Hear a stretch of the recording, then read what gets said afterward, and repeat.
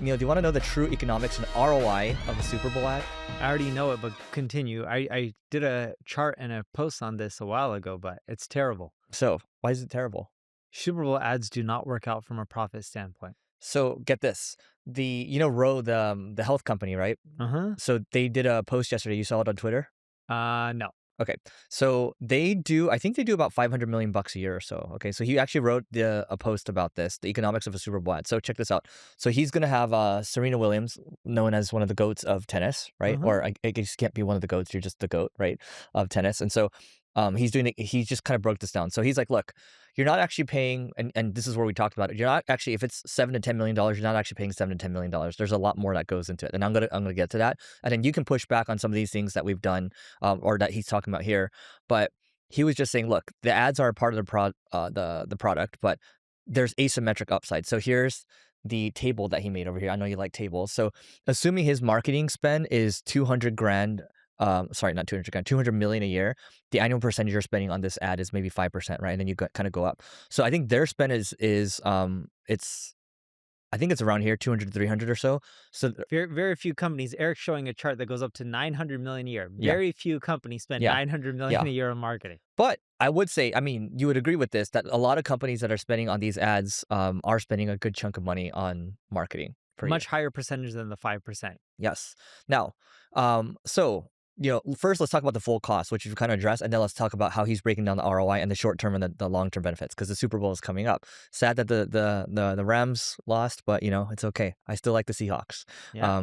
So so when you look at the production cost of this thing, okay, typically, okay, a 30-second ad.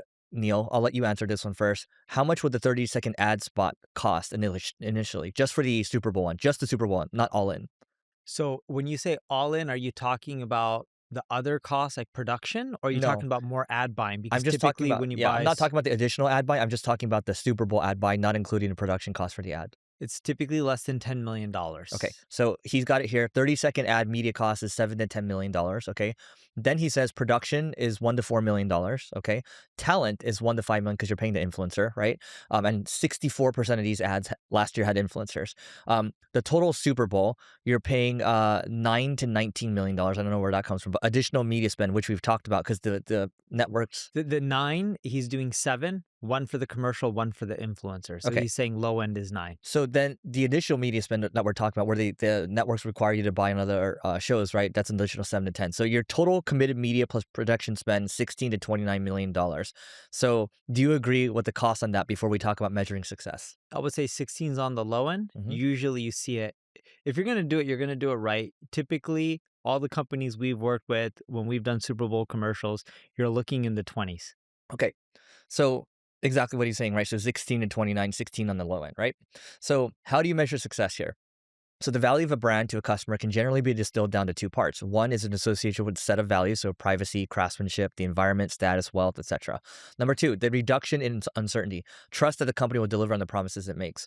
So, you don't want it to be like, brand awareness is not necessarily a brand value, right? A lot of people know Enron, for example. So what he's saying is that the way the economic value of a brand typically shows up is in one or a combination of the following. 1, lower CAC, right? Lower cost of acquiring a customer through more efficient ad spend or word of mouth. Number 2, premium pricing power. If there are 2 identical products, but people are willing to pay more for one because of the brand is driving additional LTV, lifetime value. And then you have loyalty and retention, right? So just to wrap this up, and then we can finally discuss this. So how's Ro, again, they're the health company. They sell, like, I think the ad is about GLPs, right? GLP-1s.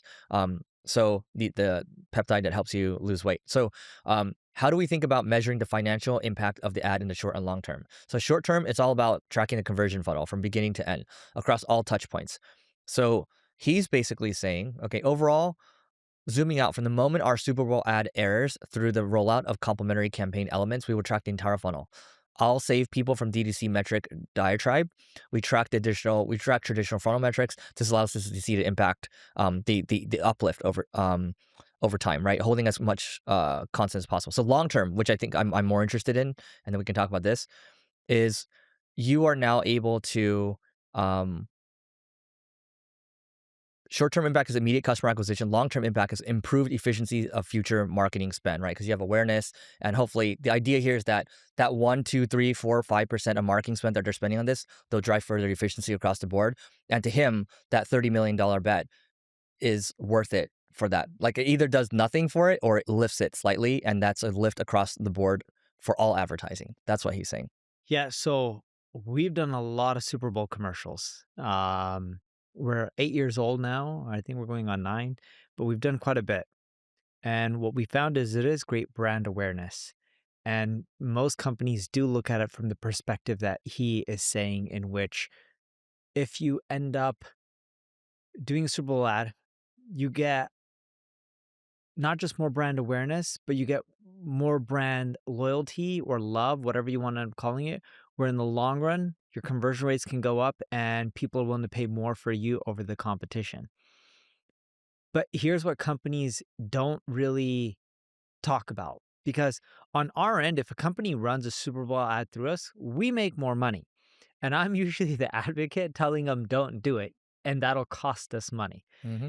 And the reason I say that is what companies tend to forget is when you take all those brand dollars and let's say you're going to spend 30 million bucks, because you have to remember they usually make you I've done it in the past. I'm assuming they're going to do it this year, depending on the channel that the Super Bowl's run on. But a lot of times they'll do things like make you buy ads for the Olympics, which are coming up really soon, right? In February, the Winter Olympics, assuming it's the same network. I don't know which channel the Super Bowl is playing on NBC. this year. So usually, yeah, you would I'll have to check. buy Olympic ads as well. Yeah. If you just took that money and you bought Facebook ads, Google ads, influencer marketing ads, you did more partnerships and you did a lot of things like that, we see not only a higher ROI, but you're also getting the brand love and affinity because you're getting so many impressions. And with the Super Bowl, yes, you're getting a lot of eyeballs, but we find that we can get way more eyeballs spending $30 million on digital ads than we get from running a Super Bowl ad. Yeah. So what I'll say is this. So he's actually got some you like these charts. Long-term math, efficiency compounding, okay? So the more interesting math and the more often more important happens over time. For the long-term analysis, we'll look at 12-month time horizon. This is likely conservative, but it provides a clean frame. So let's imagine a company's annual spend and estimate that the Super Bowl increases the efficiency of that spend by 1%, 3%, 5%, and 10%. As discussed, it could do this in a variety of ways, decrease the cost of traffic through higher performing ads, increase word of mouth. So he's just saying that it provides like a booster to everything, right? So the chart here shows that, efficiency gained by marketing budget. So if your marketing budget is $200 million and then you gain 1%, you're in the red here, right? Which is, $2 million bucks. If you gain by 3%, then $6 million bucks, 5%, 10%, it kind of just goes up from there, right? You get 10 million bucks and then 20 million bucks over here. So that's the bet that he's making. I'm not sure, Neil, because they're a 3-year-old company, I believe. I think this is their first time running these ads, and so I don't know if this is just the math to kind of justify in his mind to run it. That's like if this math worked out, great, right? But I don't think it's as simple as this. No, I'm assuming he hasn't done this I don't before. think he's done this before. I think he's totally off. I've done it so Yeah. many times, dude. Yeah. Like, I don't I'm think he's done it before. because Yeah. the other thing that companies don't think about is, dude, even LinkedIn had a post about this. This lady worked in the ads department of LinkedIn and she broke down the highest converting ads. Mhm. What kind of ads do you think they were? Highly produced Performance ads, ads with influencers or lo-fi content where lo-fi someone just, content. yes, you nailed it. Yeah. So if you think about how much companies spend doing a Super Bowl ad, Coinbase did one time that was really They bought a lo-fi. double. Remember, it's a 60-second. Uh-huh. Yeah. And then it was just a QR code Yeah. moving around. Yeah. And they're number one for a day. Yeah, they did really well because people were like, what the heck is this? That's lo-fi. Cost is really low on that. But most companies don't do that. They spend an arm and a leg. Mhm. When you take the cost of how much you have to spend on the Super Bowl, how much more you have to spend on other ads like Olympics, okay?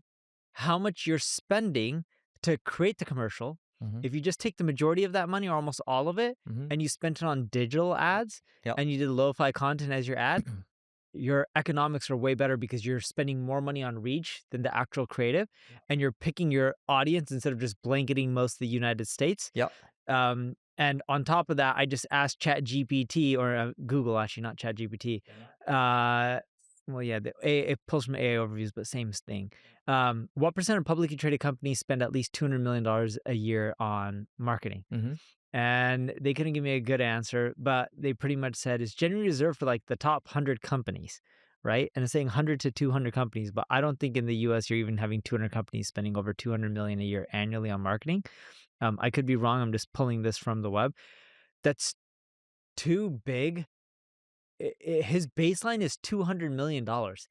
That is not the normal spend on marketing you know, by most companies globally. Yeah. Like that is just an extremely large number. I was trying to use Perplexity for this to do the research, and then, how many companies spend over 200 mil a year on marketing? Okay, you know what's funny, Neil? We'll come back to this. I had a nightmare yesterday. You wanna know what the nightmare was? I hope it Nightmare was I wasn't was bad. getting on a long haul flight, and I forgot my iPad was in the yeah, Oh, that's a the nightmare. container That's a nightmare. security? Yeah, yeah. But Uh, okay, so there's no public data set. Okay, what we can say with confidence. Global ad spend is projected, okay, 1.5 trillion, whatever. Industry reports show that top 200 advertisers in the US alone accounted for over $130 billion a year. So yeah, you're not so, given that one country, the US, already has 200 leading national advertisers, many of which cleared a 200 million threshold domestically, it is reasonable to estimate that hundreds of companies worldwide, on the order of a few hundred, not thousands, spend $200 million a year. So, not many.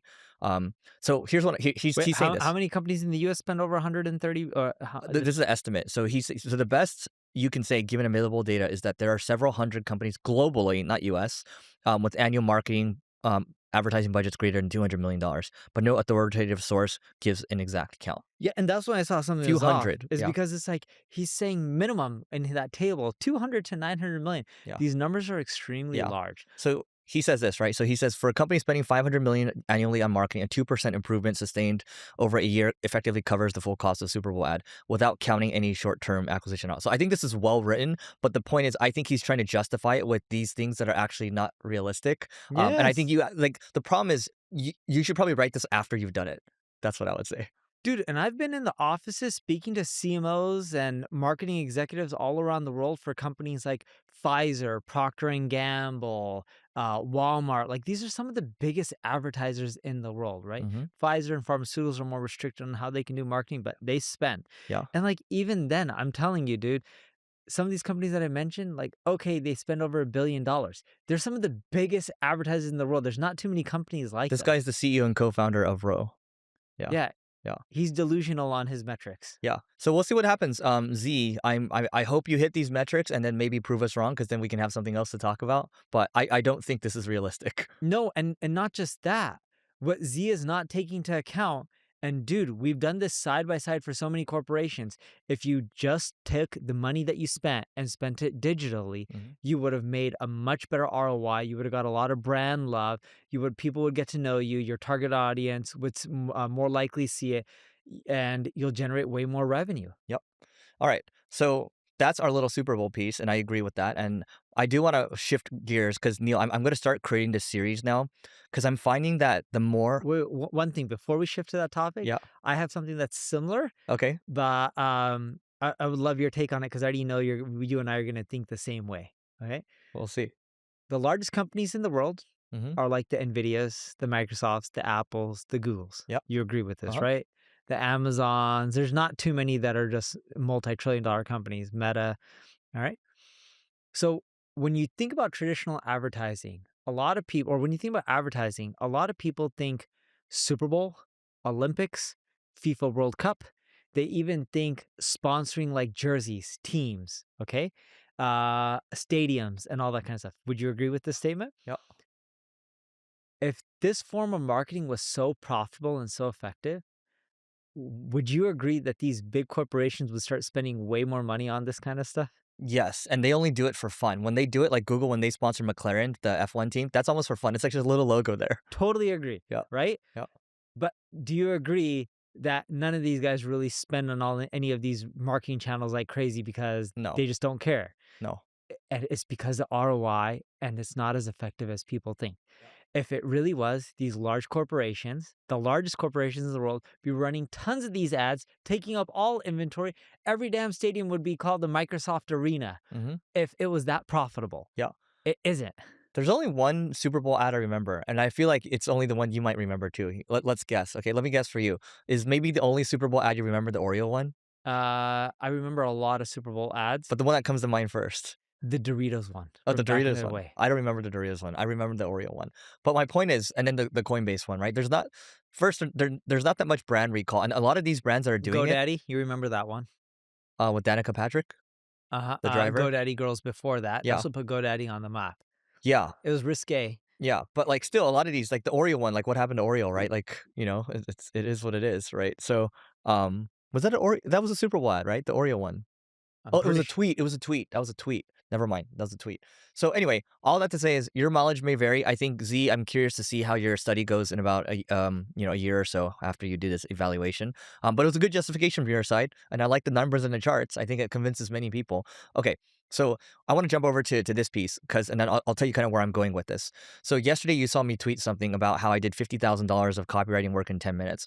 Um, there is a reason that I'm doing this, and I'm going to almost be making more and more of these videos, and I'll tell you, I'll explain why maybe, because I think we did briefly touch upon it. Now, you saw the copy between the old version on my site and the new version. So, and then you being unbiased, you saw the old version. How would you rate the old version copy on my site, 1 through 10? Like, honest? Yeah, Do you honest. want me to just give you a number or give Just a feedback? number. I don't want feedback. I just want a Okay. number. Yeah. I would say it's like a 4 or 5. Okay. And then Neil, Neil saw the new version too, where I was kind of going through a video.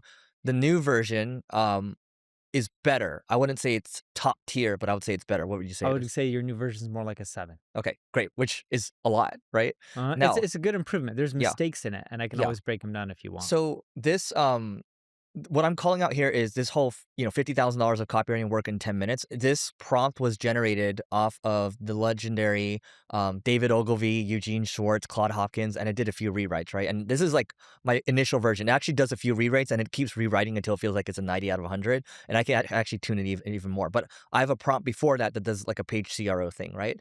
So my point of saying this is that if I can get something at a 7 or 8 with copy, me as a marketer, I can refine it to 8 or 9, right? I just need a starting point. Oftentimes, like we just like even with the ideas from this podcast, we just need a starting point, and then Yeah. we can work off of it. So now, not only did I do that, Neil, that's not the point that, hey guys, oh, I did this like this copywriting piece. My point is the SEO work, the $45,000 of programmatic SEO work that I did in 20 minutes the week before, that actually ended up being like 4 times the amount. So let's call it 180,000 or something like that, because people like big numbers. That was done in about an hour or so, right? The thing is, earlier this week, we were supposed to, because I did some math on Carrot. I'm like, dude, it keeps driving more customers, but we're not driving any ads on it. I'm like, am I stupid? And so You're not driving any ads on we it? weren't driving ads for Carrot. Remember the account-based marketing tool? Oh, you're saying you're not running any We're not ads. running ads for it. Yeah, Okay, that's got what I it. mean. Yep. Thank you for that. So I'm like, I went to chat the Claude. I'm like, hey, based on all my goals, and how we're trying to hit revenue higher for tech-enabled services this year, like, am I stupid? Like, what shouldn't we putting more dollars towards? It's like, yes, you should be putting dollars towards it, right? So anyway, I create this whole go-to-market strategy with Carrot ads, and then it's nicely done together. I do it very quickly, probably 20, 30 minutes or so. I'm like, this looks good. I refine it a little bit. I send it to my CTO. He sends it to the person working on ads, right?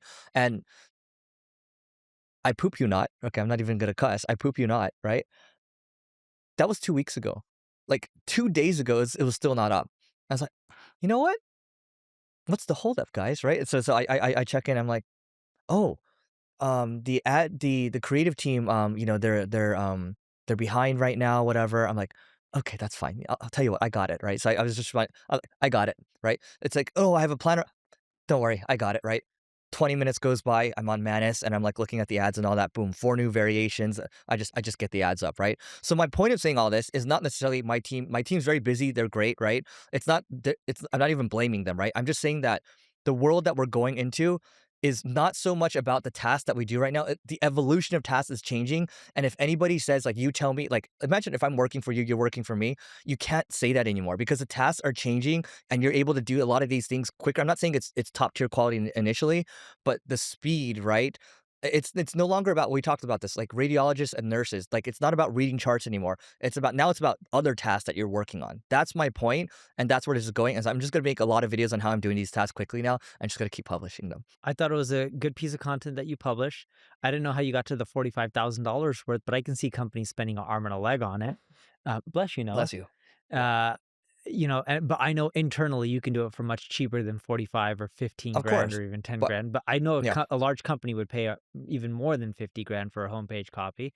And I look at this, the bigger issue here, you may disagree with me or not. I look at it as a team problem, in which your team should have had better copy in the first place. But I know your pain because as you grow and scale your organization, it's hard to hit up a random person or a few random people and always get what you're looking for. Yeah. But because of AI, there's no excuse for them to not give you the stuff really quickly. Mhm. And there's no excuse for them to not run your ads ASAP. That's why our mandate is Claude. It's not even AI fluency, it's Claude code fluency in the next 6 months or so, because it's unacceptable to say these things, right? So, I'm still not gonna blame the team because they're still kind of figuring this stuff out, and so but in the next couple months or so, like, yeah, like, the chickens will come to roost, right? Like, this stuff matters, and let me just ask you real quick, because we're like my point initially was like, hey guys, like you have to figure out how to if you're still doing the same task in 12 months or so, that's actually a very negative signal, right? So let me ask you,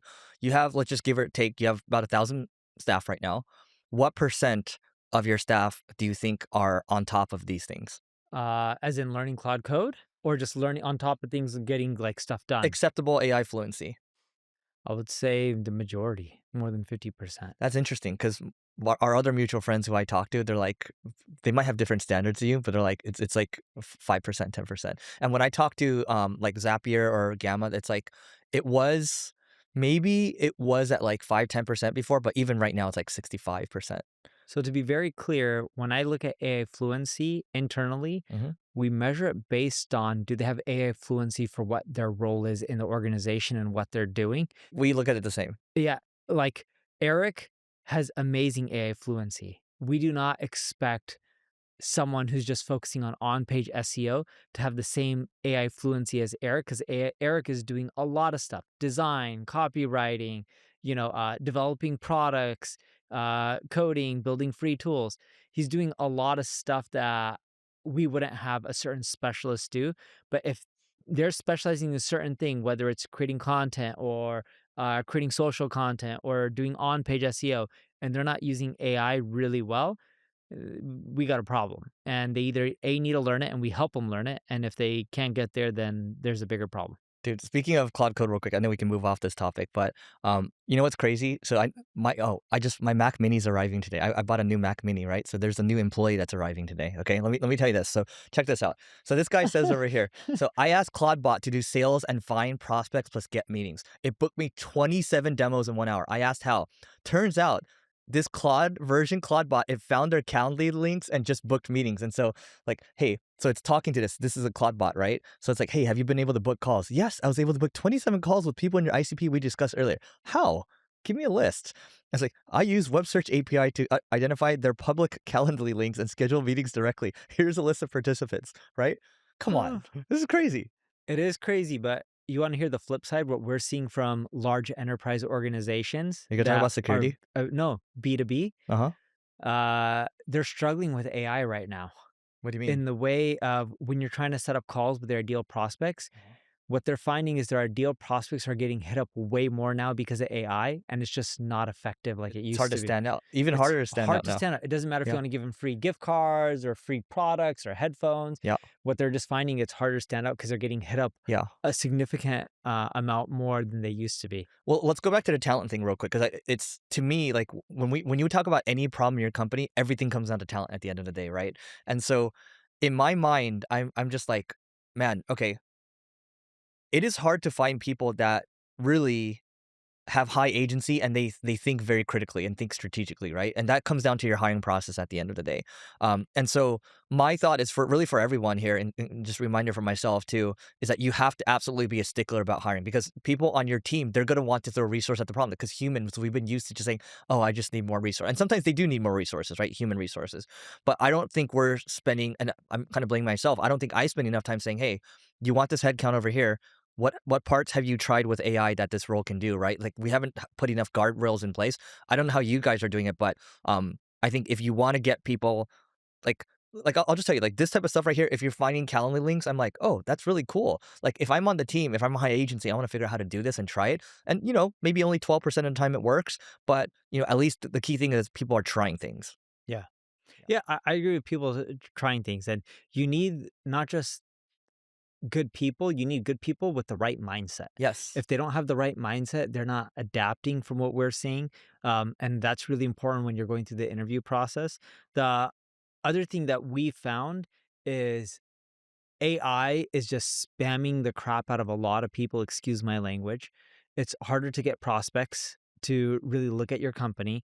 And right now, we're seeing the world shifting to more being not just community oriented, but one to one and building relationships. Yeah. And we're really finding that the way to Yeah. grow enterprise companies in this new AI world, which is kind of backwards and it's more of the old way. But that's what we're finding working more than anything else right Dude, now. can I tell you what you did? So you we're on the phone like a week or two ago, and you told me about the deal manufacturing that you do, and I Uh told you I huh. built a little something from it, right? Uh huh. So that booked a meeting with a multi-trillion-dollar company, Okay. and then we're grabbing lunch, and then they actually want to invite me to like do some things with them, right? So, Yeah. but that's because of you, but like you get like anything you do, any conversation you have, any post you see, Yeah. I'm lazy, right? So I'm just gonna copy the X post and then throw it into Cloud Code and say, hey, can you just build this for me? And it just starts building it for me, right? And Yeah. so now it has all of my LinkedIn connections, everything. And it's just kind of looking around. Hey, here's the angle over here. But not only that, oftentimes when you look at your LinkedIn, there's so many amazing people to recruit. I'm connected with these people already, right? And it's like, here's Yes. the angle. Here's the last time you talked to them. Here's the last time they changed. Oh, by the way, here's all the people that. Oh, you can enrich it with Clay. Find when they change jobs. Find when their company receive a bunch of funding. There's so many angles where when you have a little Claude bot talking to it all the time. Hey, just like, dude, you like texting people all the time. You should have one. Once I get this set up, I'm just gonna show you how to do it because you can just be forever pestering this thing on whatever you want because it's basically a duplicate version of you that has all memory of you and how you act. So what Eric's talking about here, and I don't want to give specific examples. Him and I were talking on the phone a few weeks ago, and we are talking about AI and AI fluency, and he was be like, "Neil, you're gonna adapt AI really hard for what you do every single day." So I broke down to Eric what I actually do every single day because we're friends and we talk. He knows my business, I know his business, but he didn't specifically know exactly where I'm spending majority of my time. He kind of had idea, but he didn't know the full picture. So when I was talking to Eric, I was breaking down how I spend my time networking with really large corporations, C-suite, and getting in the door to try to pitch uh, large deals. When I say large deals, sure, sometimes seven figure, but I'm really trying to focus on eight figure and nine figure deals because they really move the needle for me and most And organizations. when If you're Neil not says a nine figures in revenue for his company.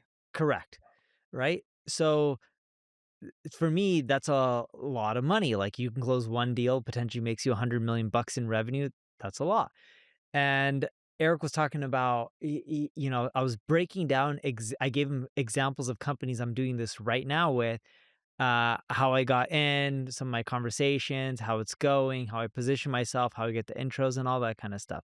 So then Eric was just like, oh, let me automate as much of this possible with Claude. And I do agree that you can automate a good chunk of it.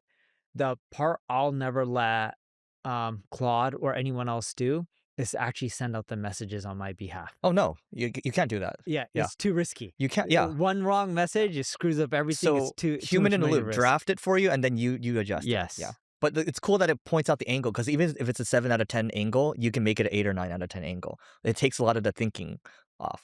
Yeah, I like the thinking. I've actually had AI try to come up with the angles on Mhm. how to approach it. Yeah. I found that it's just not as effective as me sitting down and coming up with the angles.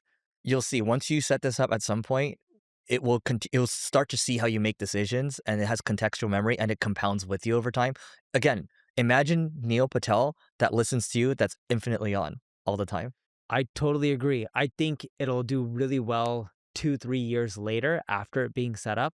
The hard part that we found is my brain dump of all my conversations in the past with colleagues, my network, and my relationships, it's really hard to transfer into AI because I can't just upload my text message because my text messages delete on a rolling 30 days on my iPhone, right? So I don't have like a brain dump that I can give it of all my relationships for it to effectively figure out the angle. Because some of these things, with a company that was worth a half $500 million, I gave you an example of what I was doing, Yeah. or not half $1 trillion, sorry, not half a billion, but $500 billion. Yep. I gave Eric an example. It wouldn't know how I built that relationship 10 years ago, and it would have to have a lot of data from the past Mm-hmm. to figure out the Yeah. angle because I don't communicate with that person that often. Yeah. And that's the weakness I So have right now with AI. I want to be clear. So what Neil's saying is not wrong. It's because he doesn't have a lot of this data, like 2 3 years. It will take time to compound, but Mhm. once he starts collecting it, because this tech I thought was 2 to 3 years out, but it's here, right? It's more so he just doesn't have that historical data, whereas I do. I can plug it into all my Google Calendar, all of my Gmails, and all, so I at least have that context. Guys, keep in mind too. I YOLO these things. You have to keep in mind, like you don't want to let your team do this and just YOLO because there's a lot of security issues with this. So that's why I'm buying a Mac Mini and putting it locally. That way, because I'm not a technical person, I can make a lot of mistakes and still get away with it, right? So just be careful if you're going to mess with it. It's now called Moltbot, by the way. It's no longer called Claudebot because Claude Anthropic was like, hey, copyright, so they got them to change the name. So anyway, good for you to know. But Yeah, and what Eric's saying here is, I agree with him. The technology is here. When I say 2 to 3 years away, it's 2 to 3 years away because I have to feed it enough data for it to be effective, and it's just going to take a long time. Because in the enterprise world, when you're doing marketing, there's not a lot of contact. There's not a lot of contacts and a ton of leads and volume. It's more of a lot less. You're really going after a few specific accounts and you're going from there. It just takes a long time for it to have enough data to be pretty effective in the future. But Eric's spot on. The technology is here today. all right, so I wanted to take a moment to tell you about my podcast co-host Neil's agency called NP Digital, and they work with a whole host of global companies or a global organization. Also, Neil has SEO tools such as Ubersuggest and Answer to Public. All you have to do is go to npdigital.com to learn more, and we'll see you on the other side. So let's talk about one more thing that kind of relates to this. So Neil, have you heard of the founder gap problem? Do you know what that is? No. Okay. So have you ever had people on your team be like, "Oh my God, Neil works too quickly. He's like 1,000 times faster than us. I feels like he's kind of just way ahead of everyone. It's hard to keep up with him." Have you heard that before? No, we usually don't have that. Not in your company ever. For you, working with you. And NPD, no. Okay. So We no, have the problem of before Neil would change his mind too much direction. yeah. Well, That here, was my founder problem because my executives execute and move really fast. yeah. Non-executive level, yes, there probably is, but I don't really deal with So too watch. many layers lower. Watch. So Noah, when I talk about the founder gap problem, remember when people used to write reviews, 360 reviews for me, and they used to say it's hard to keep up with me? The gap, right? So because the founder's always going to be Noah's there. shaking his head yes, by the way. Shaking, nodding his head. Yeah, nodding Nodding his his head. head Yeah, yeah, yes. yeah. Sorry. Thank you. So thank you for that. So my point is, almost like 100% of the time, the founder is going to be ahead. Whether it's you, Mike, or like you're going to be thinking ahead, you're going to be thinking about the business all the time, right? And you're always going to be Yes. talking to people, things like that.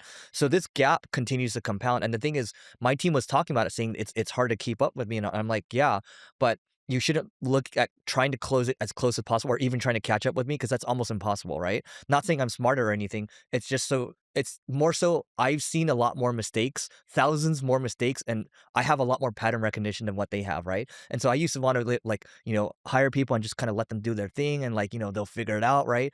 But it's more so you and we had so much pain that we've had to go through, and we're not going to be right all the time, but a lot of these patterns, we've seen this movie repeat many times. And Yes. that's why it's important to understand that the founder gap problem will be there, but everything comes down to one, again, how good is your hiring, but also the processes that you're not involved with process too much, but the processes that your company establishes comes from the mistakes that you made, so you don't make those same stupid mistakes again. That's why Yes. those processes are there. Dude, I agree with you. You want to know one way to solve some of the founder gap problem? Because based on what you're saying, I had more of these issues in my previous startups than my current one. I now hire leadership and executives that they're not necessarily like me. They have other strengths that complement my strengths, and they fill in the gaps where I'm weak. but they're very similar from a mindset perspective in which 7 days a week, it could be Christmas, they'll answer the phone and let's go, go, go. Yeah. You heard what I said though, right? So Neil's absolutely right. It's the two things. I said hiring and process, Uh-huh. right? And also keep in mind, Neil made a good point. Whatever team got you here is not the team that's going to get you to the next level. Usually, like you're going to have to constantly like cycle through. Like, unfortunately, as much as you love someone, right? And that's just how business is overall. It's not unique to your business or my business. So, Yep. yeah, cool. All right, you pick one now. All right, Oh, let's you go. love these. Yeah. You know, these get the most likes on Snipped, these, 10 pricing lessons, 10 business modes. They get the most saves. I wanna go over the 10 pricing lessons that every marketer should know. I'm not gonna read through this list because I don't know what the heck half of them are, but I have so many pricing lessons over the Okay, years. you start. So So, guys, let me frame it for everyone. These are 10 pricing lessons every marketer should know. yeah, so a lot of marketers, and we've seen this, believe that increased pricing typically brings better customers. And you get a different type of customer sometimes when you increase prices, not always. We've seen in marketing for a lot of companies in today's environment, when you increase pricing, you actually increase churn and you can decrease your LTV. What we found to be really effective in today's world, especially with this economy, having some sort of low entry pricing and then upsell them into more expensive stuff later on. Yep, so that's number 1. So, number 2, regarding when to raise prices, let's say you have a services business, because there's a lot of different types of businesses, right? Let's just go with service right now. Now, let's say you're the only one doing the consulting right now, okay? But then let's say you're charging, I'm just making a number up, 10 grand a month or something like that, right? Good money for you. The problem is if 20 customers want to work with you at the 10 grand a month or so, this is economics, guys, supply and demand. So in this case, because you're in such high demand, try bumping it up to 15 grand a month, 20 grand a month, 30 grand a month or so. It's all, and then when people start to say no, but there's still people paying you, that's when you know you're kind of starting to reach kind of the ceiling. But you just have to consider it's always a supply and demand equation that you should consider when it comes to pricing. Number three, gonna see a lot of articles and marketers, people being like, you shouldn't charge $10. You should charge $9.99. You shouldn't charge $1,000. You should charge You used to have articles $999. on this. Yeah. And back in the day, when we used to run these kind of A/B tests, we did see slight conversion increases by being under 2 digits. So you would be 1 digit instead of 2 digits, or you'd be $19 instead of $20. In today's world, we don't see it effective. We run a lot of A/B tests on it, in today's world. But when you talk about 10 plus years ago, we did see some nice conversion lifts. In today's world, people don't care if it's $20 or $19. It has to be more, is it a good price for the value that I'm getting? And sometimes when you charge $19, people get the perception that this is a cheap product or a service. While when you charge $20, sometimes they get the perception of like, oh, I'm getting all this value. $20 is a fair price. Yep. Actually, on that note, um, I want to talk about if you pricing psychology when you're talking to people, right? It's like, oh, um, when you're doing customer development, when you're still figuring out pricing for your software, your service, whatever, talk to people and say, hey, what would be too cheap where you'd question the quality of this, right? So if you buy a Louis Vuitton bag for $5, you probably question the quality of it, right? Yes. Now also it's like what price are you willing to pay where it'd be uncomfortable but you're still willing to pay? So you're basically interviewing people, right? Now that's fine and all. It's fine and dandy to interview people and get some of these data points, but you're also gonna have to just test pricing too in the beginning, right? And so the interviews are one piece of it. Like definitely do the interviews, but don't let that be the end all be all. Just and I actually this is like a separate thing, but earlier this week I was just talking to my team. I was like, guys, like we can customer development our way. You can't customer development your way into solving a problem, right? You actually have to live in the problem. But that's a whole separate conversation. Yeah, and before I get on to number 5, I've done a lot of surveying data for pricing. Hmm. What people say and what they're willing to do Yeah. in many cases is drastically different, and that's why Eric also mentioned you also need to test it, but the surveying will give you a direction, Hmm. right? It'll be directionally correct, or it should be if you did the survey right, but you still need a test. Going into number 5, we found that you can make at least 10% more revenue if you adjust your pricing based on the currency someone's in. So you work on taking their currency versus your currency, and then you do pricing adjusted based on the country they're from. Oh, And you may yeah, have to adjust the features or the product or what you offer so that way you can make it for that country, because some countries have more excess money to spend, some have less. yeah. And then you also want to adjust your gateway systems, right? Like you may find that Adyen works extremely well for parts of Europe. That's In true. Brazil, they have something called a boleto where you can charge them upfront, but on their end, it's a payment plan that helps increase conversions. So it's not only adapting pricing and currency based on the region, but you also want to look at the merchants that you're using because it allows you to have more flexible payment options based on what people are used to within that country, and it drives up your conversions in marketing. Why don't you give an example with Uber Suggest, like how you charge in India versus the United States? Correct. So we will go and adjust our offering based on the country. In some countries, it's cheaper for us to get data than others.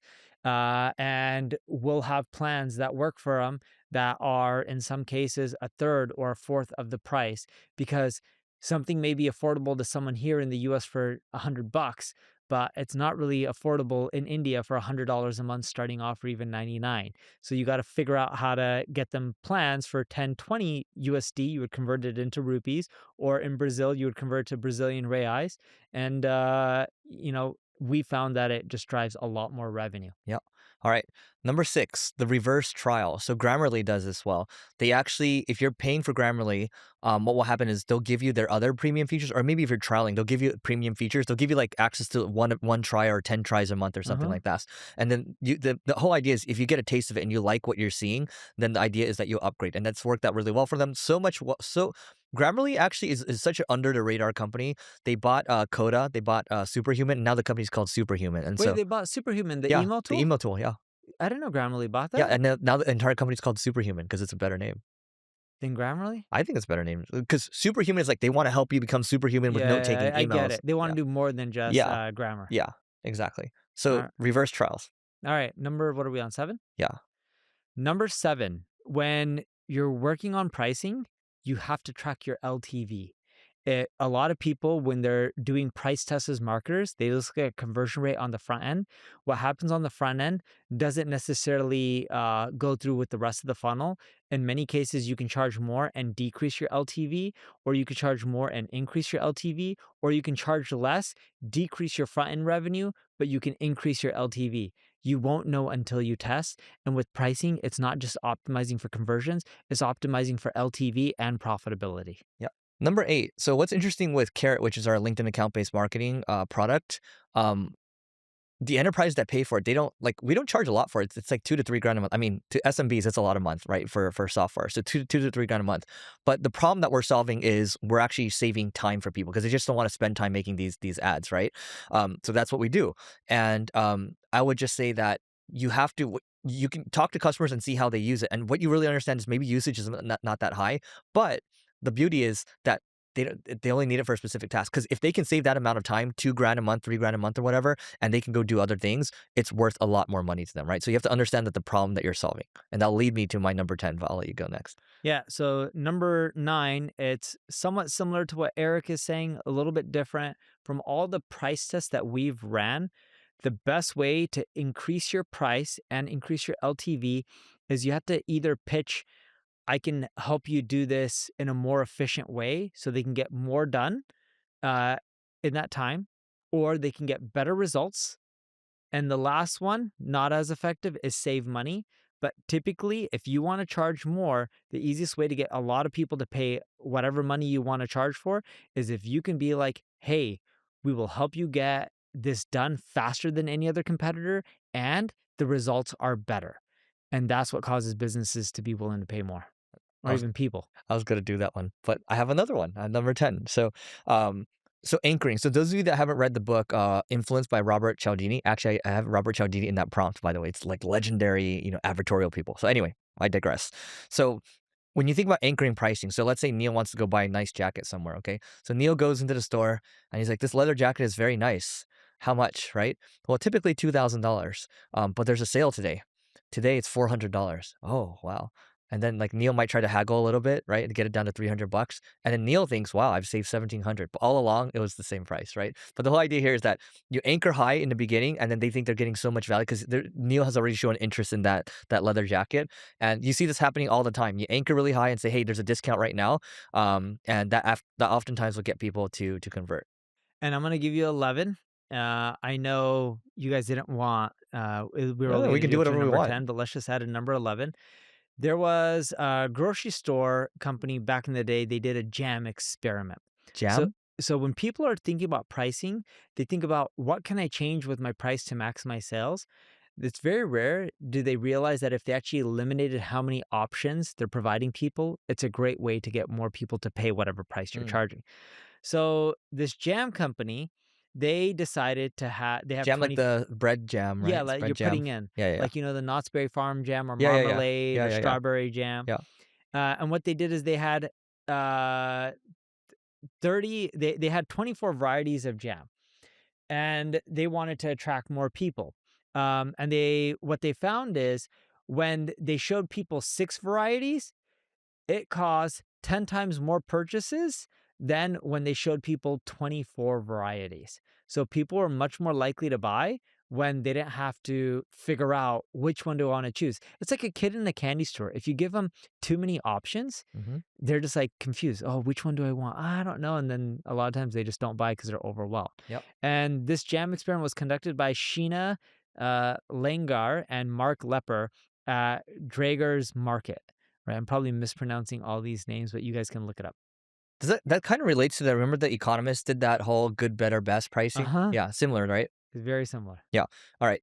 So, But the good, better, best pricing, the economist one, is more related to anchoring than the yeah, options.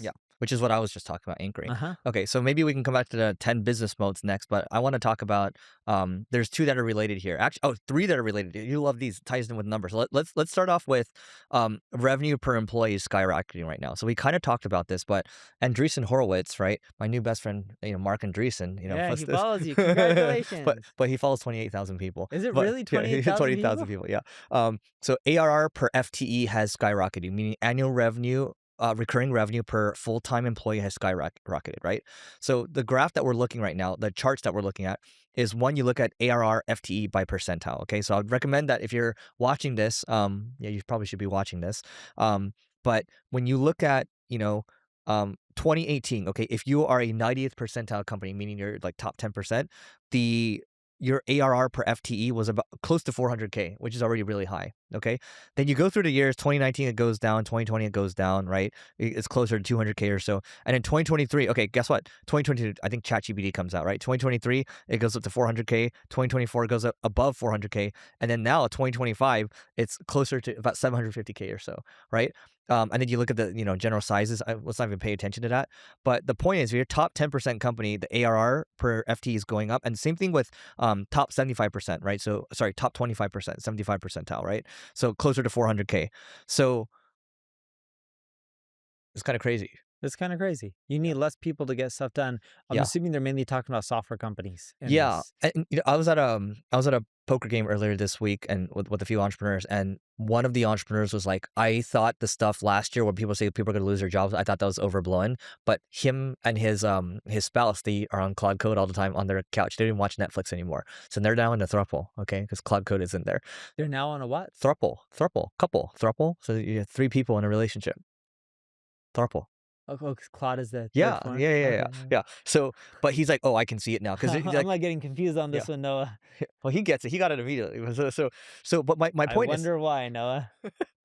so my point is, like the people that were kind of naysayers is kind of seeing now. He's like, oh, like some of these people like have moved on. He's like, oh, I don't need to replace these people, right? So my point of that is like, okay, 90th percentile are doing 700K revenue per employee. I think we're gonna see it go higher and higher over time. And that's both. This is why when I started the year, I came in both really angry, but also really excited, right? Really excited where it's like, oh, I'm gonna help my team get better at this stuff, right? But on the other side, the anger piece is like, damn, like we're so screwed if we don't get on top of this, right? So it's like a Yeah. mix of both. It's weird. You're a father, you would know. Like I like you want to protect them, but at the same time, like you're scared for them. So Uh-huh. yeah. So what do you think about the FT skyrocketing? You mean the revenue per FTE Yes, skyrocketing? yes. Yeah, I think it's it's a glimpse of the future. I think you're gonna see it for more industries into software or tech businesses that have reoccurring revenue. And it makes me as a father, really question the education that my kid is gonna get because if they just go through the traditional ways, I don't think they'll be needed into corporations. Corporations will just remove 'em Do you know or yes? not even hire them, but you get what I Yeah. mean. But do you know back in the day, like, long time ago, how kids jumped from 50th percentile to 99th percentile when it came to education?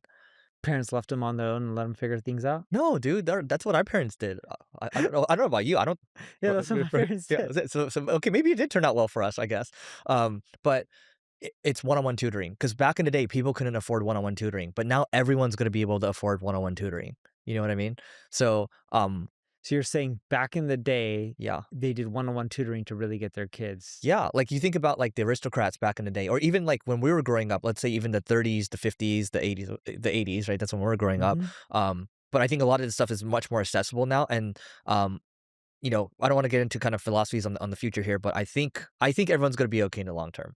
Because if you think about it, right?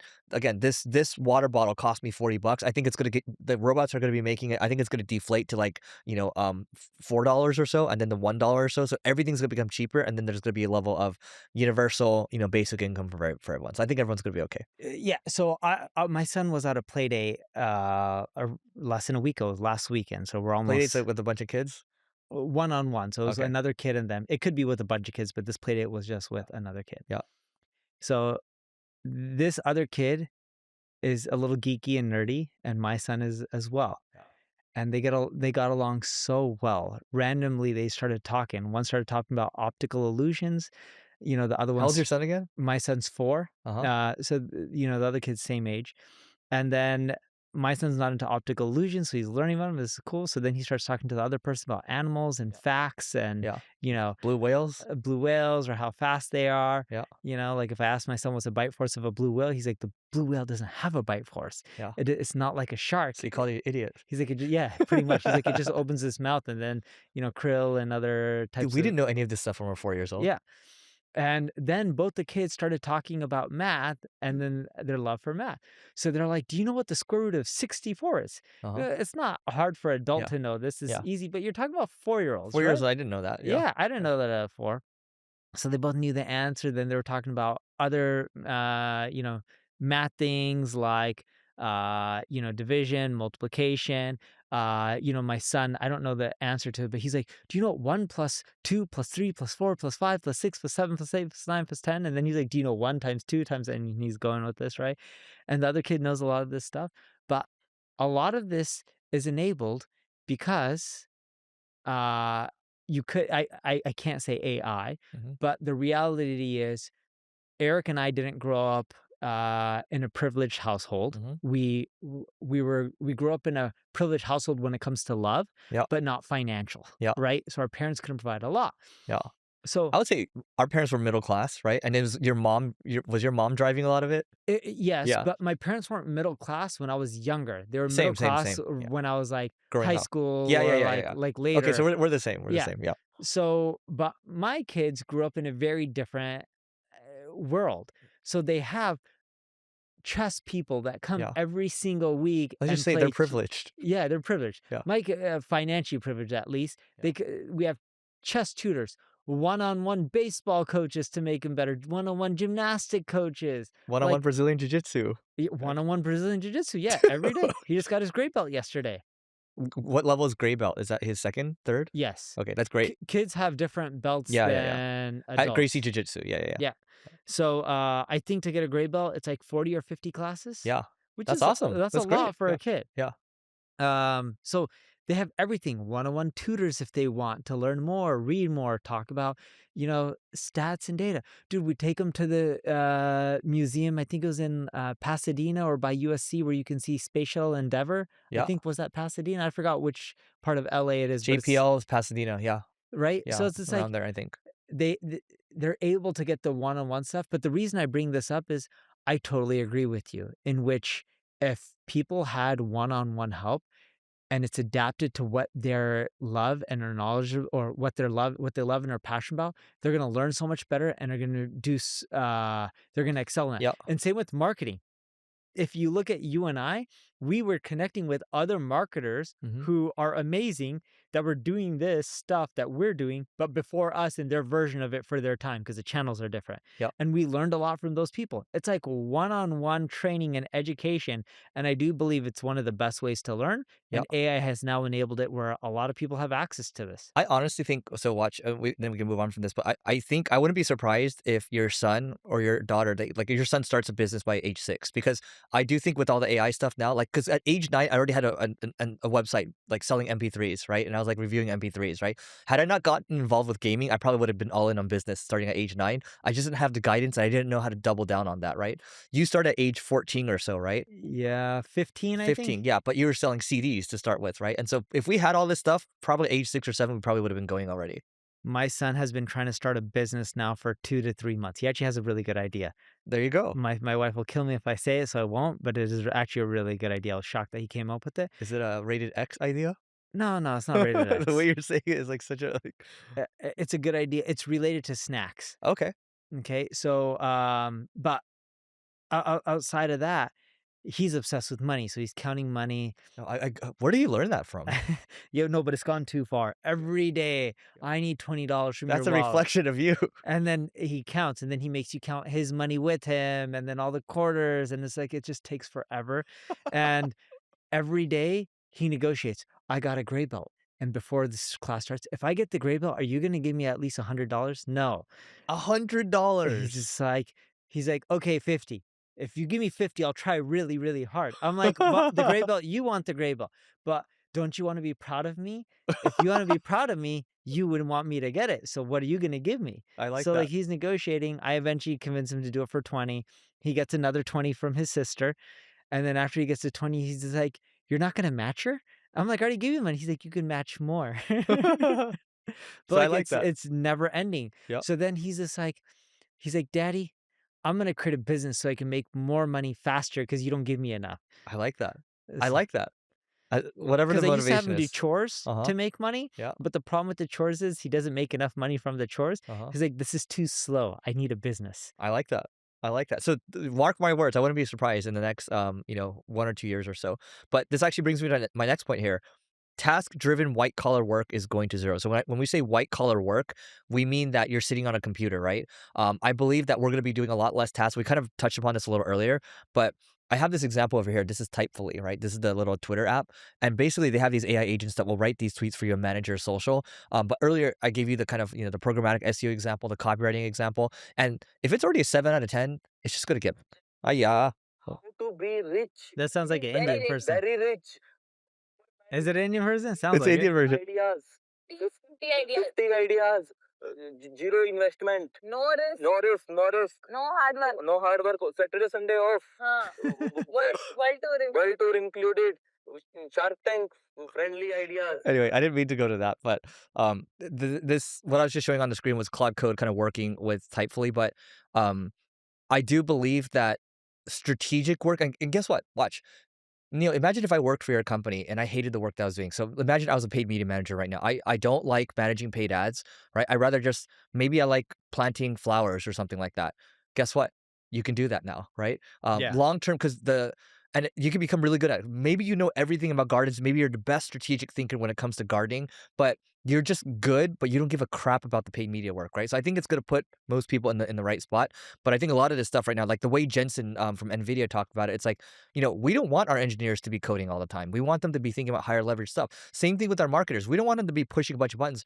Our purpose as our companies is to help our companies, our customers make more money by getting more customers. So back in the day, when you used to only focus on marketing, and I'll share my answer after yours. Yeah. When you just mainly focus on marketing, out of an 8-hour day, I know you work more than 8 hours, and I do too, but let's just use simple math. Assume our workday was 8 hours.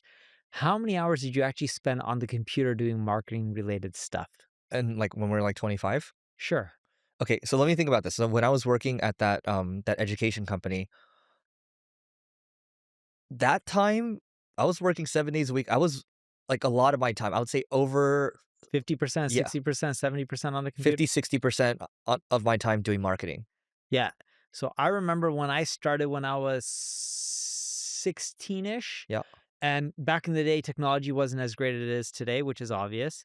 I was probably spending like 85-90% of my time doing the actual tasks and work on a computer. Mhm. Fast forward in 20s, of course, scaling, hiring more people. Yeah.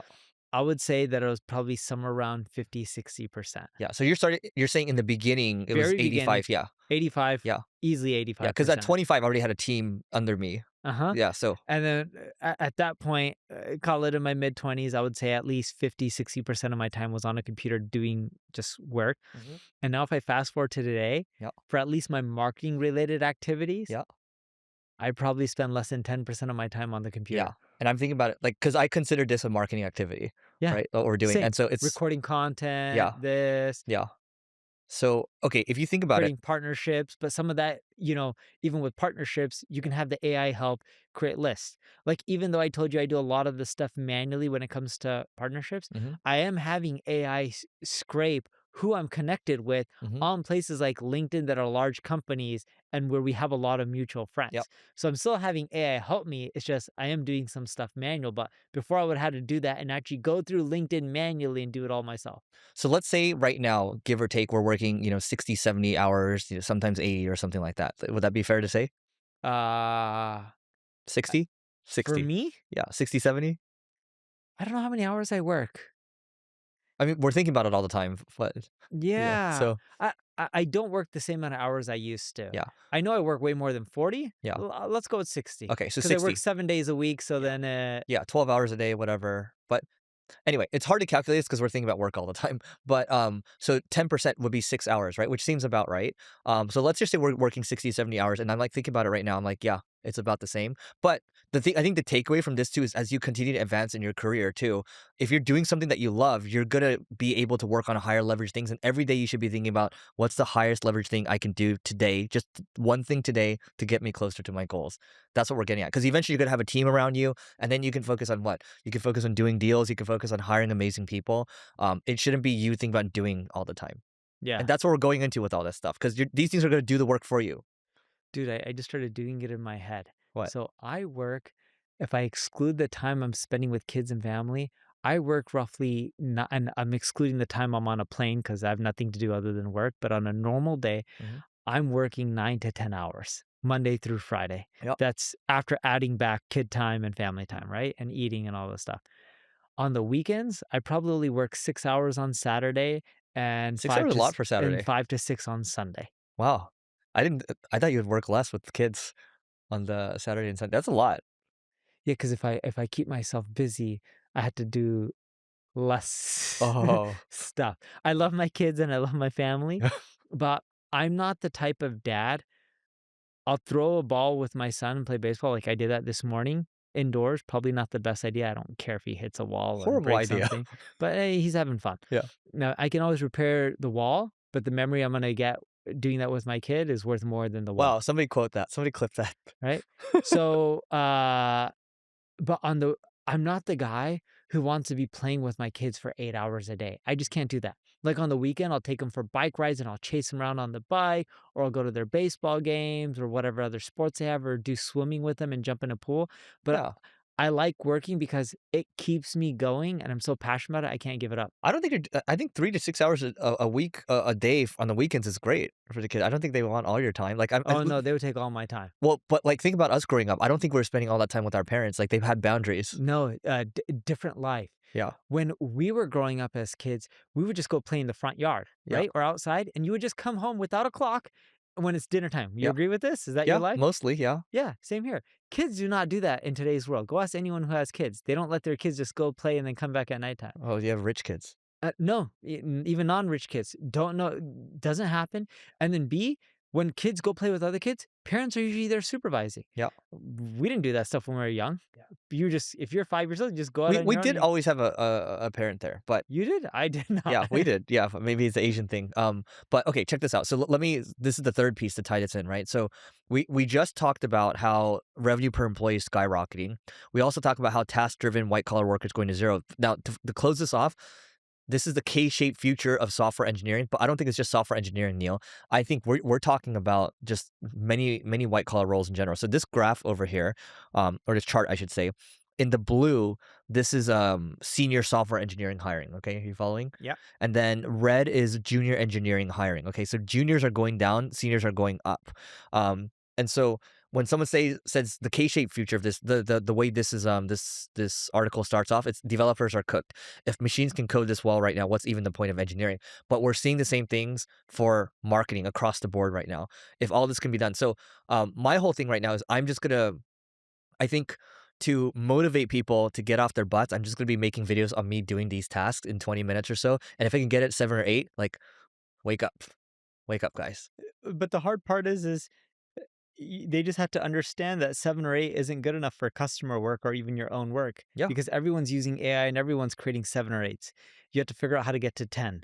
Yep. And what this does, and Eric's not saying you should settle on the 7 or 8, it's you take the 7 or 8 and then you go spend your time to make it that 10. That's what we call taste. Yes. And that 7 or 8 that AI did helped you save a lot of hours, so you should be able to get to 10 much faster. Yep. And here's the kicker here. So he says, look, consider two teams, right? So engineering is it's being displaced but not replaced, okay?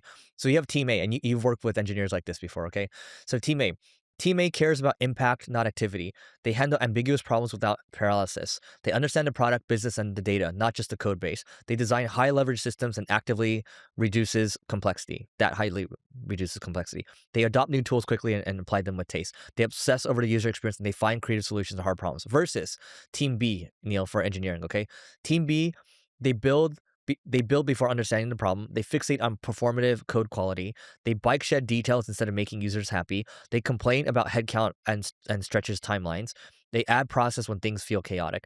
And they debate libraries and design patterns as a form of procrastination. And so Team B is going to have trouble in the future, whereas Team A, the ones that have the high agency piece that we're talking about, the taste, and just the ability to get things done quickly, those are the ones that are going to win. I agree with you. Yep. If you're in B2B, here's the deal. LinkedIn account-based marketing sucks, but it doesn't have to. With Carrot, it allows you to create personalized ads towards your customers and also personalized landing pages that align with the ads, so you're gonna have higher conversions, and influence pipeline reporting to prove that your ABM works. So if you wanna learn more, just go to carrot.ai and you can join the waitlist. Again, it's carrot, Karrot.ai, and we'll see you on the other side. All right. You pick one. We have about 9 minutes left. Let's talk about what to do about the AI. Oh, wait, Neil, you like this one. Before we do this, Slopocalypse. Okay, thank you. So Procter and Gamble, I was talking to someone recently. I don't know if we talked about this, but I think he's going through a process right now. So he's selling his e-com company, okay? So Procter and Gamble is trying to buy his e-com company. And so he's talking to Procter and Gamble. He's like, he's talking to his founder. He's like, at Procter and Gamble, they own what? What brands did Procter and Gamble have? Remember? Dude, they have so many brands. Diaper brands like Pampers, Gillette. Okay. Toothbrush, I Okay. think Oral-B Oral-B? Okay. is Okay. Procter and Gamble. Yep. I'm blanking on brands, but let's see. Okay, Olay, Pantene, Tide, Downy, Okay. Charmin, Great. So Braun, Vicks, Crest. okay. So a ton of brands, right? So guys, the owners of Crest, Tide, Downy, Procter and Gamble, they told a founder who they're in the process of buying their company right now that, look, what we've learned over the years is we don't buy remote companies. And the founder's like, why don't you buy remote companies? They're like, we've tried buying so many of these remote companies, meaning that the culture is remote, it's remote work. And it doesn't work because when we buy them, there's no real culture, right? Versus when we buy the in-office companies, those are only ones that work for us. So they're saying, hey, from an M&A standpoint, this is not for everyone necessarily, but at least from what we've seen, the remote ones never work. And I think that's an interesting discussion point because you bought a handful of companies these past years, right? And so, but you most in office, like what's the percentage of in office versus remote, and what are the differences that you've seen? So the biggest thing that I learned when in office versus remote, it's easier to bring people up to speed when it's in person versus remote. By far, I would say that's the biggest advantage because there's way more knowledge transfer that happens when people are next to you. Which is interesting. So you say that, watch, Neil. So when you say there's way more knowledge transfer, doesn't that just mean the knowledge transfer in general is a lot faster? Yes. And you're seeing that the thing that's valuable about in person is knowledge transfer from seasoned execs who have been doing this for a long time. It transfers to younger people way quicker than ever. Yep. I'll tell you, we just had a new senior brand manager for my YouTube start, right? And the way I'm talking to him every day. But man, if we're in the office, we'd be probably accelerating like 4 times faster or so. But I'm like not letting my grip off. I'm like, no, you're gonna learn all these things. I'm bringing you with me. I'm gonna make you great with AI as well. I'm gonna make you great Yeah. on the content side. But I just think it's interesting that was an insight from Procter and Gamble because they buy a lot of companies. They buy a lot of companies. So they like everything that's in person Yeah. versus non in person. Yeah, they've learned to no longer buy remote companies. Just doesn't work for them. Yeah. Yeah, and I wouldn't say that you can't build a remote company because there's a lot of successful remote companies that are worth a lot of money. It's more so you have to figure out the culture of your own company and works for you guys. And sometimes when you bring in something that's very different than what you guys are used to, Mhm. it's just a disaster. Yep. Before we move to the AI Sloppocalypse, so this one's a quick one, but 85% of AI search results come from third-party sites. So originally, everyone's talking about making these listicles and publishing on their sites, right? But it's not hard for these LLMs to quickly figure out, oh, they're just publishing on their own site. So this was published from AirOps, and he's like, we've analyzed thousands of AI search results across hundreds of brands.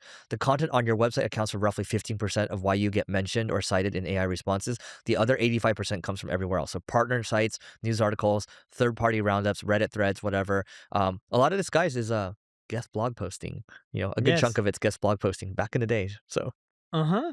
And Eric and I called this. Remember we talked about yeah. this like 6 months ago, being like the problem with ChatGPT's algorithm is Mhm. you can pull a listicle on your own website and get cited, and eventually this is gonna go away because it's like the old way of spamming Google and stuff like that. I get it's different, but it's similar to how easy it was, and we're like, this isn't gonna last. Yeah, it's too easy to game, and when it's too easy, then it is what it is. So, this AI apocalypse piece. So, this is from Ali Miller. So, this was a disagreement between Andrei Karpathy, so this strong AI scientist, and also this guy Boris, who actually is the creator of Claude Code. Okay, so they actually were disagreeing about this. So, um, they were just saying, look, um, when the cost of generating anything at any quality level plummets and there's still market leverage for attention, generators will take advantage of it. It's why one company is cranking out hundreds of reels slash TikToks per day. It's why another is cranking out 3,000 podcasts per week. Code might improve, but the content and social and research worlds are rougher waters. I too predict a slot apocalypse this year. One that Mosseri, I think that's the CEO of Instagram, I'm not sure if I'm pronouncing that right, and Presser and Daniel Eck from Spotify will be thinking about daily. The smart generators are already thinking about second order impacts. Examples for content creators. If everything is AI generated, maybe I should only post human things. If everything is AI generated, maybe I should have a separate community that's off socials. If everything is AI generated, maybe I should host more in-person events. And then if everything is AI generated, maybe I should make a social media app that is only for AI bots, right? So there's a lot of this AI if situations. The big question for me is less on quality because it will get there, right? So we talked about like what was it's already a 7 or 8 out of 10 for these like advanced copywriting, and I think you and I have fairly Yeah. high standards. So a lot of people it's probably 8 or 9, if I'm being honest. I'm Some thinking, people it's probably even tens. They're like, wow, this yeah, is great because they couldn't write the yeah. So I copy think we're themselves. particularly hard when it comes to copy, right, and psychology. But the big question for Ali at least is less on quality because it will get there. I'm thinking about whether people will continue to engage with AI generated content, whether they build affinity for AI creators and at what level compared to humans, and whether they rebel against it and at what speed. So that's the coming Slopocalypse, and I think you and I can both agree that there's marketers, especially, we're going to take advantage of Slopocalypse. We are, but I believe this world is changing where people are fed up with AI content. A lot of the Yeah. younger generation are stopping to use TikTok and platforms like that because they're overwhelmed with the AI content. Yep. And we're seeing it, and it's just becoming really ridiculous. And one, a lot of what's created is just fake. Two, uh, people are just fed up with it. So much so, if you look at Sora, no one talks about Sora, and it's not doing that well Dude, you anymore. know who uses Sora? My entire building, the people who work in the building, right? They're like, I was talking to one of the guys who's one of the food runners, and I was like, what are you looking at on your phone? Because I hear all these noises, right? He's like, check this out, dude, and he's like doing the Sora, and he's like, the picture is like of another employee that works in the building, and they're like doing Soras, like making fun of each other. I'm like, So you actually use Sora too. He's like, oh my God, it's so big, blah, blah, blah. So I think you and I are just out of touch. No, have you seen the recent articles on Sora? It's probably the usage is down. The Like, usage is yeah. down a I lot. used it for like a day and that was it. So Yeah. There's a big financial site that just wrote about Sora. Sora usage down. Where is it? Uh Okay, as of Jan 20, this is from AI Overviews. As of Jan 2026, the usage for OpenAI Sora app has experienced a significant decline following a strong initial launch, with reports of a 45% drop in monthly active installs in January 2026 compared to the previous month. dude, That's a massive drop.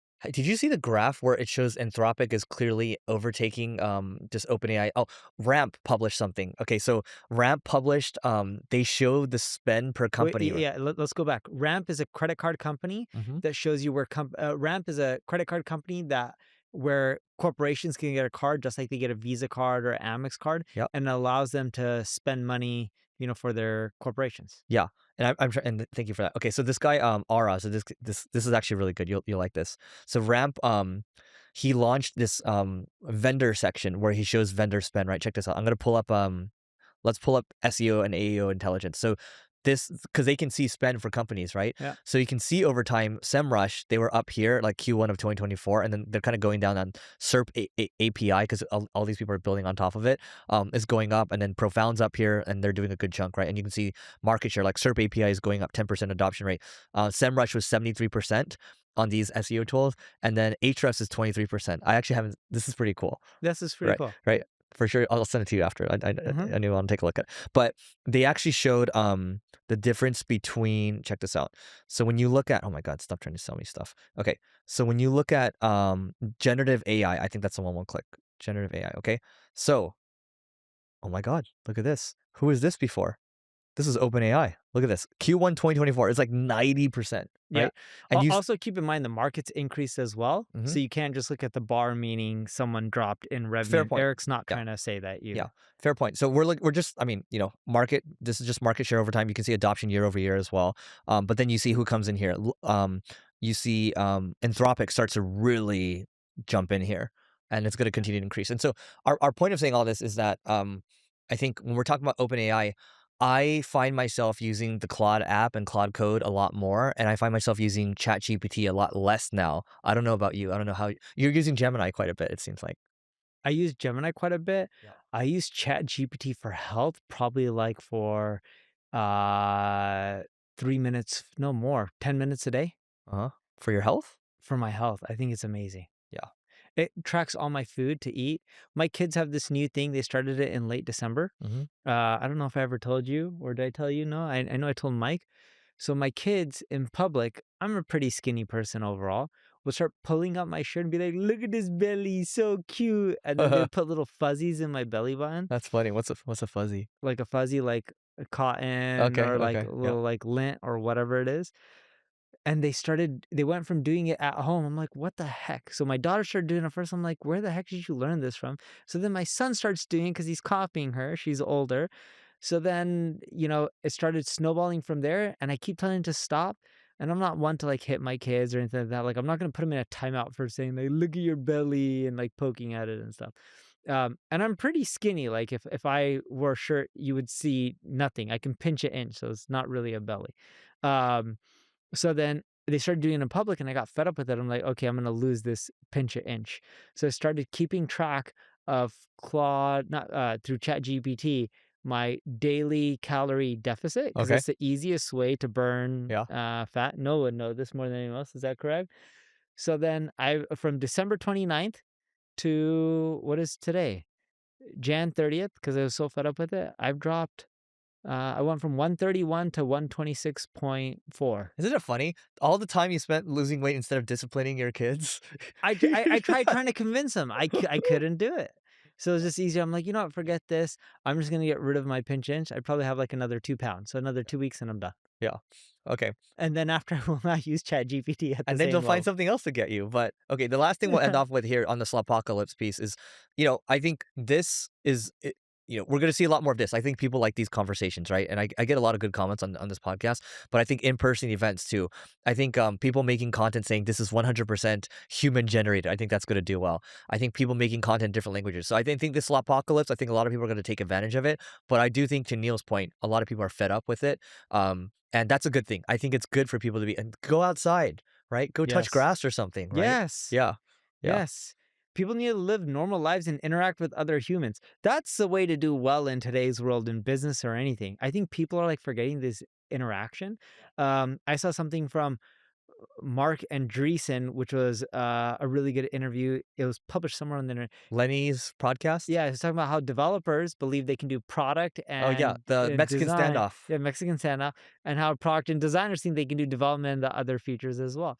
And I think he's very spot on. But you still need in an organization the people who are exceptional at development or the people who are exceptional at Mhm. design, because AI isn't there fully yet. And even if you think, okay, AI is going to be there and it's going to write everyone's copy, or AI is going to do everyone's development. Well, if you can't figure out how to do it better than what everyone else is using and stand out, you're going to fail. And I'm better at giving an example for marketing than I am for development, because I'm not a developer. But in marketing, if AI is writing everyone's website copy and boosting conversion rates, that'll be the new norm. It won't convert as well because everyone sees highly optimized copy. You then have to go and figure out how to pivot and make your conversions better than everyone else. An example that everyone can relate to is if you look at ads before were purely, or majority of companies would strive for Super Bowl quality ads. Would you agree with that? That's what people really wanted. Yep. Now, if you look at today's advertising on the social web and even sometimes on TV, you're starting to see a lot more lo-fi stuff. Why? Because it converts better and people are tired of the over-polished stuff. And I think that's what's going to happen in AI, in which you're going to have all these people using it for the same thing. You're still going to need humans that are the best in class at what they do. You combine them with AI, you're going to crush your competitors. You just All have I'm to going to find say them. to end it is, as long as you have a bias to action and you're curious, you will crush everyone around you. That's all I'm going to say. And we would like to hire you. So both of our companies are hiring people like you. So let us know and show us your bias to action by showing us some examples first. Just don't give us a random reach out, please. Yeah, don't send us an email being like, you're doing this wrong. We want to know how we can do Yeah. it better and show me a real example. Yeah. Or like, just like, if you want editing work, like, do like one test edit. Okay, it makes you stand out faster. But before we go, dude, does it irritate you? Because for me, I get so many editing emails It's on a weekly nonstop. basis, and none of them ever show any examples. None. And if they do show example, it's an example of some random other account, and it's like, you could have used AI and showed Yeah. me an editing example of my own If you just stuff. go the extra mile, you're gonna run circles around everyone. That's all we'll say, and we would love to work with you. All right, bye. Take care.